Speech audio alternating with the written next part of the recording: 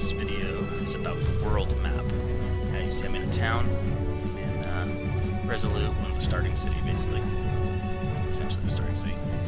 We're going to go out into the world map. Every time you leave, you transition, you have this dark, and it fades into the world map and loads up.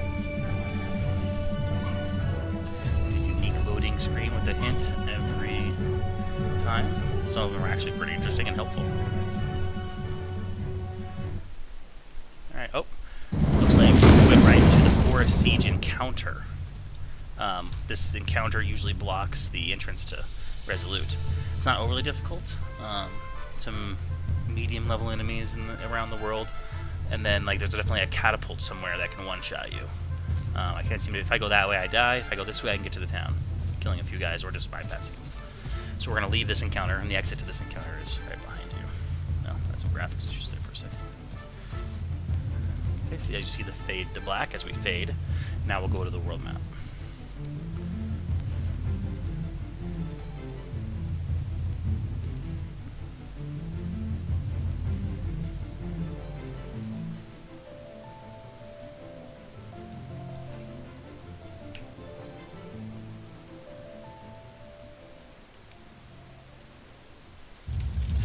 Alright, this is the world map, as you see. It's a little less detailed than the regular map, but it gets the point across.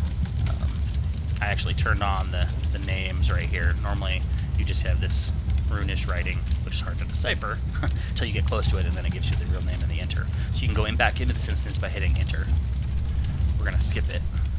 Again, that encounter right there is the forest encounter. Alright, world map, if you move on the roads, you move faster than if you're on off-road. Let's wander around this way real quick. Alright, and then, so, that is a wandering encounter, abandoned encounter. If I get close enough to him, he'll run to me and engage. This is a regular encounter. This is a combat encounter. I'll zoom in a little bit.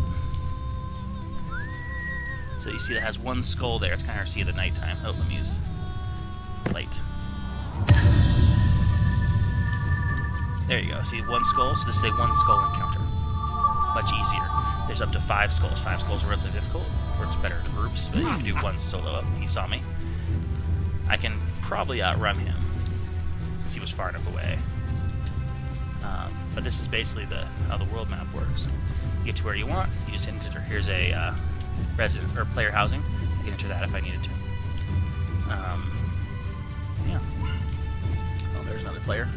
Just got out of Highland. Probably a brand new player because this is the starting area instances here, and then you have to figure out how to get to the town, which is rather interesting if you don't know how to play the game at all.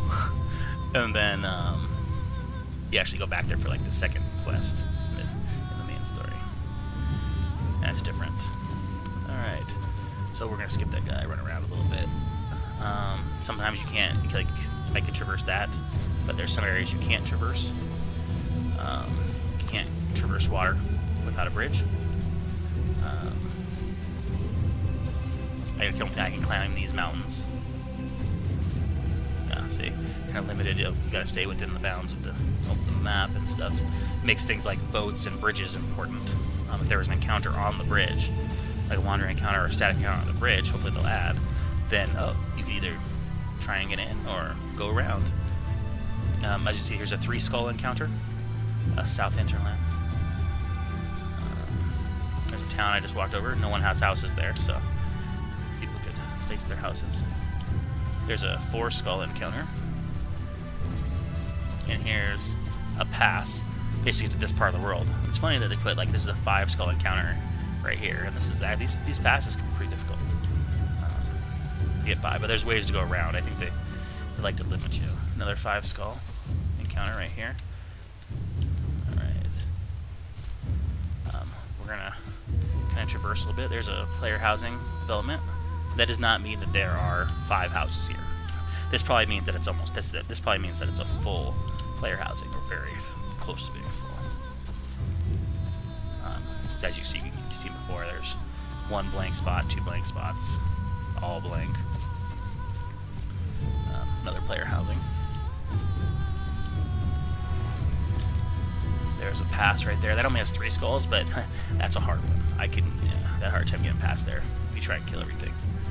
2 skull encounter. Trying to hope to see if we can find another wandering encounter that wasn't a bandit. But I haven't seen one yet. There's a 5 skull. Down here we've got I'm still in like in the two skull area. I can go in a 3 skull and kill 1 guy at a time, but I can't kill much more than that.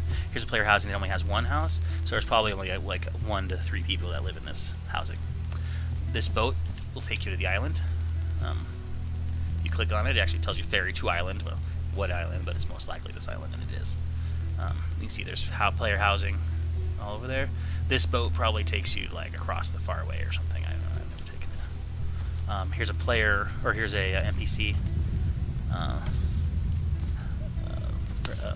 city. Oh, there's another bounce. My light go rough. Use magic. Alright, there's another bandit.